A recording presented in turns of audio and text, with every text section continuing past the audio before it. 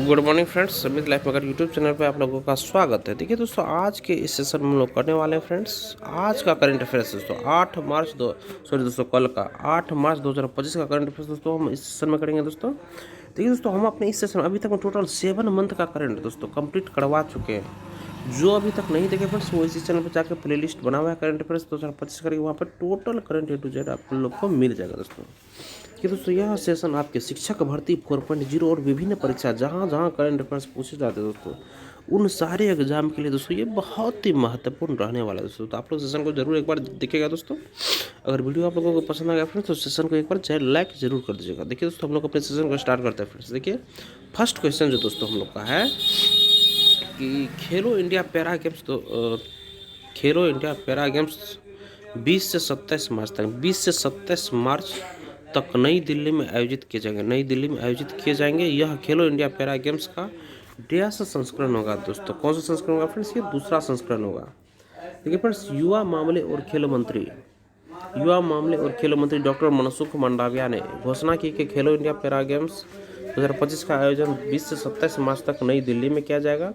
यह खेलो India para games का दूसरा संस्करण होगा।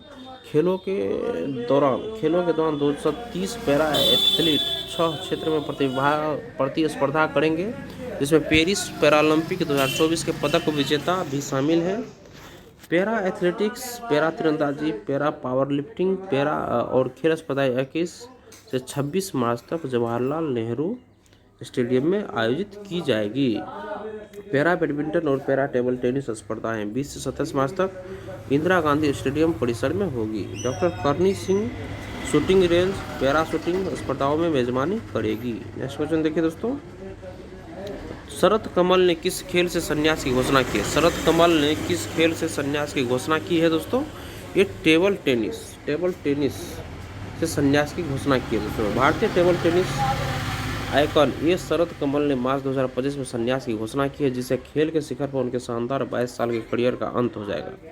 शरद चेन्नई में WTA स्टार कंटेंडर इवेंट में भाग लेंगे, जो उनका आखिरी टूर्नामेंट है और 25 से 30 मार्च तक चलेगा। खेल पर उनका प्रभाव उनकी उपलब्धियों से नहीं आगे तक जाता है, जिसमें 7 राष्ट्रमंडल खेलों के स्वर्ण पदक, 2 ऐतिहासिक।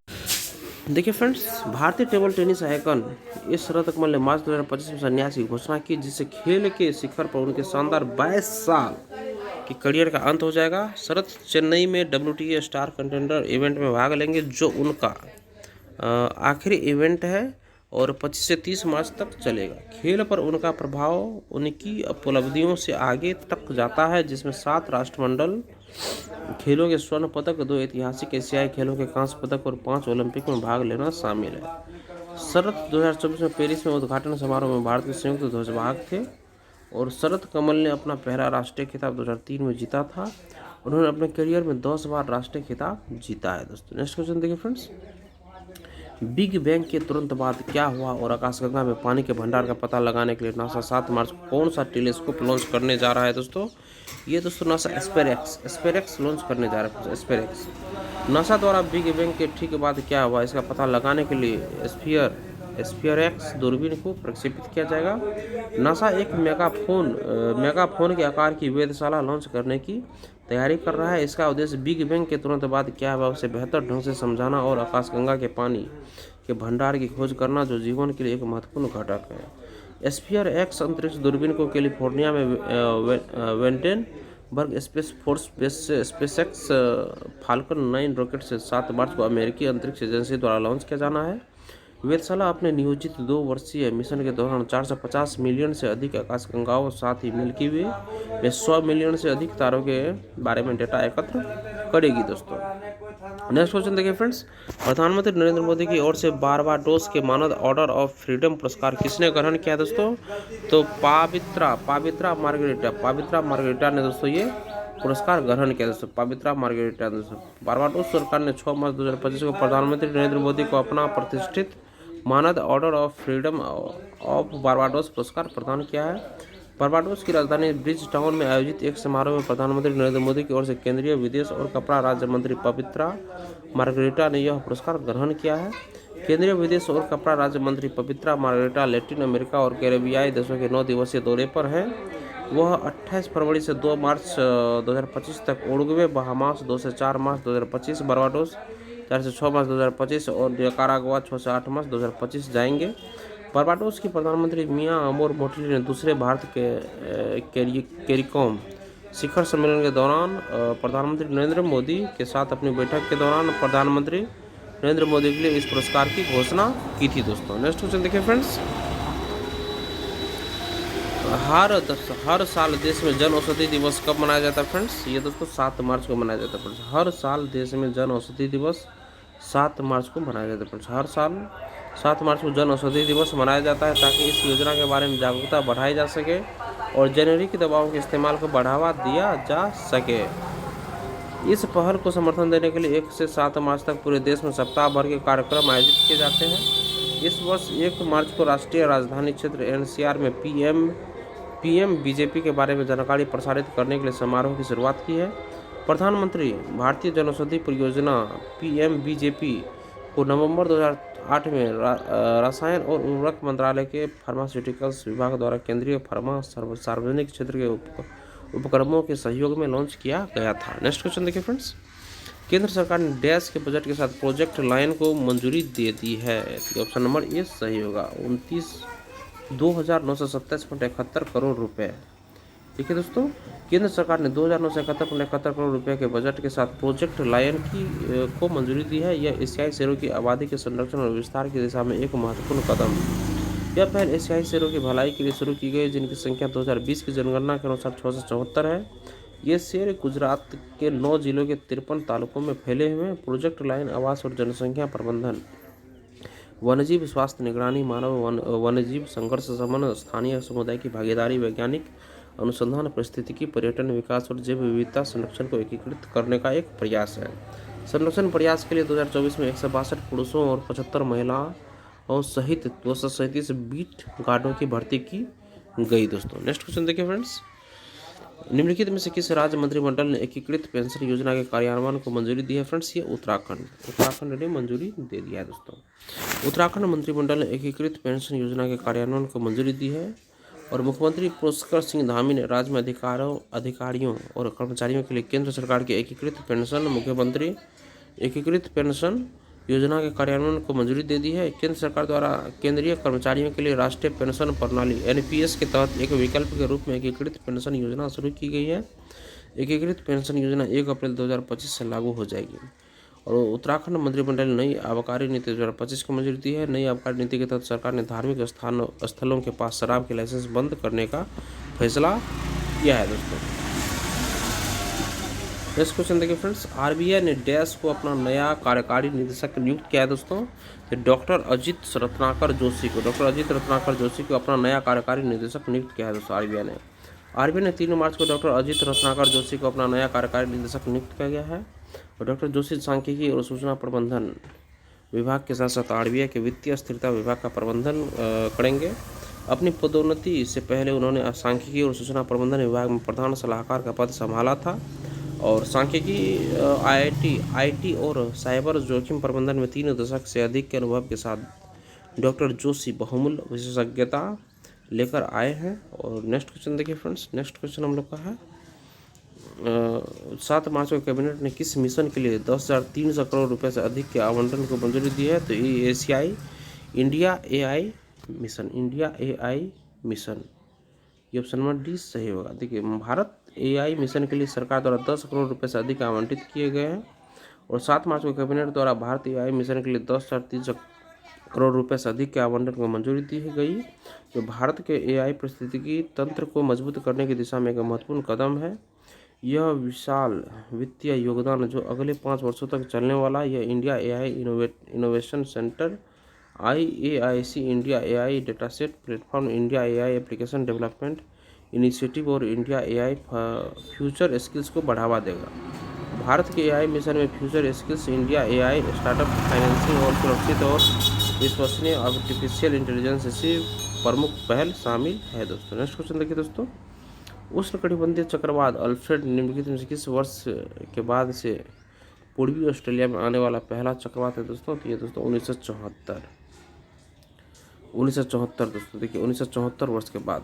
तो ठीक, उस उष्णकटिबंधीय चक्रवात अल्फ्रेड पूर्वी ऑस्ट्रेलिया को प्रभावित कर रहा है।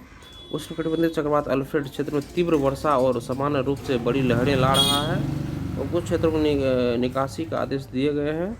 स्कूल बंद कर दिए गए और सार्वजनिक परिवहन रोक दिया गया है। यह 1974 के बाद से पूर्वी ऑस्ट्रेलिया में आने वाला पहला चक्रवात है। यह चक्रवात 20 फरवरी से कोरल सागर में उष्णकटिबंधीय गड़बड़ी से विकसित हुआ है दोस्तों।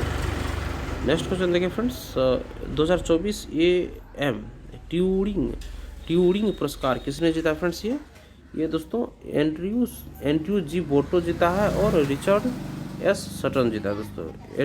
एंड्रयू जी बोटो जीता है और रिचर्ड एस सटन जीता है दोस्तों। देखिए फ्रेंड्स, ऑप्शन नंबर सी इसका सही होगा। संयुक्त राज्य अमेरिका के एंड्रयू जी बोटो और रिचर्ड एस सटन को प्रतिष्ठित 2024 AM ट्यूरिंग पुरस्कार के लिए चुना गया है। प्रतिष्ठित AM टर्नर पुरस्कार, जिसे कंप्यूटिंग में नोबेल पुरस्कार माना जाता है, की घोषणा संयुक्त राज्य अमेरिका के न्यूयॉर्क में association for computing machinery ACM द्वारा की गई है। दोनों विजेता गूगल द्वारा प्रायोजित $1 बिलियन की पुरस्कार राशि साझा करेंगे और एंड्रयू जी बोटो को रिचर्ड एस सटन दोनों को कृत्रिम बुद्धिमत्ता के लिए महत्वपूर्ण सुदृढ़ीकरण अधिगम की संकल्पनात्मक और एल्गोरिदम संबंधी नींव पर उनके काम के लिए सम्मानित किया गया है। उन्होंने सुदृढ़ीकरण अधिगम के मुख्य विचार प्रस्तुत किए, गणितीय आधार तैयार किए तथा सुदृढ़ीकरण अधिगम के लिए महत्वपूर्ण एल्गोरिदम विकसित किए। सुदृढ़ीकरण सीखना कंप्यूटर में बुद्धिमत्ता सिस्टम बनाने के लिए बहुत ही महत्वपूर्ण तरीकों में से एक है दोस्तों। नेक्स्ट क्वेश्चन देखिए फ्रेंड्स, उधारकर्ताओं में बिल्डरों तक भारत की वित्तीय विकास कहानी में महिलाओं की भूमिका शीर्षक वाली रिपोर्ट के बारे में निम्नलिखित में से कौन से कथन सही है? इसमें से दोनों ऑप्शन इसका सही होगा दोस्तों। पहला देखिए, कुल स्वनिगरानी ऋण आधार में महिलाओं की हिस्सेदारी से दिसंबर 2024 में बढ़कर 19.43% हो गई, जो 2023 में 17.89% थी। और दो है दोस्तों, गैर मेट्रो क्षेत्रों की महिलाएं मेट्रो क्षेत्रों की तुलना में अपने ऋण की अधिक सक्रिय रूप से स्वयं निगरानी कर रही है। देखिए दोस्तों, इसका सॉल्यूशन है कि नीति आयोग ने उधारकर्ताओं से निर्माणकर्ताओं तक भारत के वित्तीय विकास की कहानी में महिलाओं की भूमिका शीर्षक से एक रिपोर्ट जारी की है। नीति आयोग के CEO VVR सुब्रमण्यम ने यह रिपोर्ट जारी की है। Report trans union civil NITI Aayog की महिला उद्यमिता प्लेटफॉर्म WEB और माइक्रोसेव कंसल्टिंग द्वारा प्रकाशित की गई है। रिपोर्ट के अनुसार भारत में महिलाएं सक्रिय रूप से क्रेडिट की मांग कर रही हैं और अपने क्रेडिट स्कोर की निगरानी कर रही है दोस्तों। नेक्स्ट, महिलाओं में वित्तीय जागरूकता बढ़ी है। दिसंबर 2024 तक 27 मिलियन महिलाएं ऋण मांग रही थी, जो पिछले वर्ष की तुलना में 42% अधिक है। कुल स्वनिगरानी क्रेडिट के आधार पर महिलाओं की हिस्सेदारी दिसंबर 2024 में बढ़कर 19.43% हो गई है, जो 2023 में 17.89% थी। वर्ष 2024 में महाराष्ट्र, तमिलनाडु, कर्नाटक, उत्तर प्रदेश, तेलंगाना में सभी स्वनिगरानी महिलाओं का 49% हिस्सा होगा।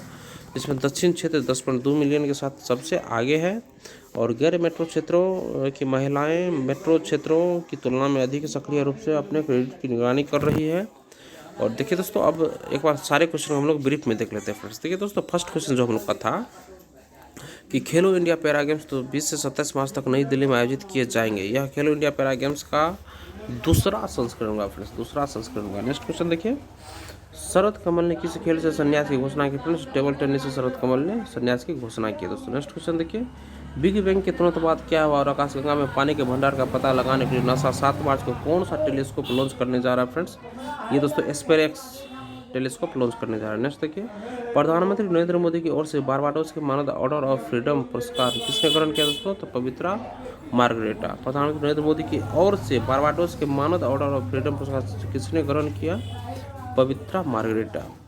नेक्स्ट देखिए फ्रेंड्स, हर साल 7 मार्च को जन औषधि दिवस मनाया जाता है। नेक्स्ट देखिए, केंद्र सरकार ने 2927.71 करोड़ रुपए के बजट के साथ प्रोजेक्ट लाइन को मंजूरी दी है। नेक्स्ट देखिए, निम्नलिखित में किस राज्य मंत्रिमंडल ने एकीकृत पेंशन योजना कार्यान्वयन को मंजूरी दी है फ्रेंड्स? ये उत्तराखंड। नेक्स्ट देखिए, RBI ने डैश मतलब डॉक्टर अजित रत्नाकर जोशी को अपना नया कार्यकारी निदेशक नियुक्त किया है दोस्तों। नेक्स्ट क्वेश्चन देखिए फ्रेंड्स, 7 मार्च को कैबिनेट ने किस मिशन के लिए 10,300 करोड़ रुपए से अधिक के आवंटन को मंजूरी दी है?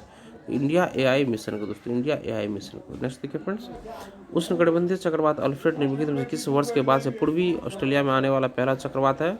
ये 1974 के बाद दोस्तों। नेक्स्ट देखिए, 2024 AM ट्यूरिंग पुरस्कार किसने जीता है? तो एंड्रयू जी बोटो और रिचर्ड एस सटन जीता है दोस्तों। नेक्स्ट देखिए, डैश ने मतलब नीति आयोग ने उधारकर्ताओं से निर्माणकर्ताओं तक भारत के वित्तीय विकास की कहानी में महिलाओं की भूमिका शीर्षक से एक रिपोर्ट जारी की है दोस्तों। देखिए तो इसी के साथ हमारा सेशन आज यहीं पे खत्म होता है फ्रेंड्स।